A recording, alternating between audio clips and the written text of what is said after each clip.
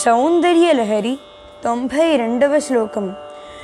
గతాస్తే మంచత్వం ద్రుహిణ హరిరుద్రేశ్వరభృతః శివ స్వచ్ఛఛాయ ఘటిత కపట ప్రచ్ఛదపటః త్వదీయానాం భాసాం ప్రతిఫలన రాగారుణతయా శరీరీ శృంగారో రసహిమ దృశాం దోగ్ధి కుటుకం.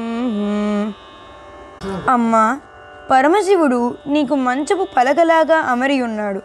ఆ పలకకు 4 కోళ్లుగా సృష్టి స్థితి సంహారకర్తలైన బ్రహ్మ విష్ణు రుద్రులు తిరోధానము చేసే ఈశ్వరుడు ఉన్నారు. మంచపు పలకలాగా ఉన్న శివతత్వముతో నీవు ఎల్లప్పుడూ కలిసి ఉంటావు. శివుడు శుద్ధ స్ఫటికముతో సమానమైన స్వచ్ఛమైన కాంతి కలవాడు. నీవు శయనించే మంచానికి పలకలాగా ఉన్న ఆ సదాశివుడి శరీర కాంతియే మంచపు పలకపై పరిచిన దుప్పటిగా అయింది. ఆ మంచంపై నీవు శయనిస్తావు.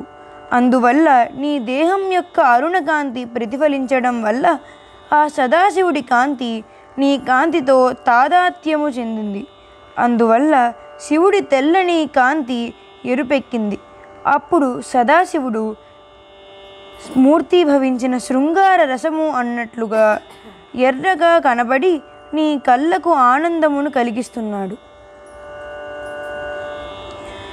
గతాస్తే మంచత్వం ద్రుహిణ హరిరుద్రేశ్వరభృతః శివ స్వచ్ఛఛాయ ఘటిత కపట ప్రచ్ఛదపటః త్వదీయానాం భాసాం ప్రతిఫలన రాగారుణతయా శరీరీ శృంగారో రసహిమ దృశాం దోగ్ధి కుటుకం.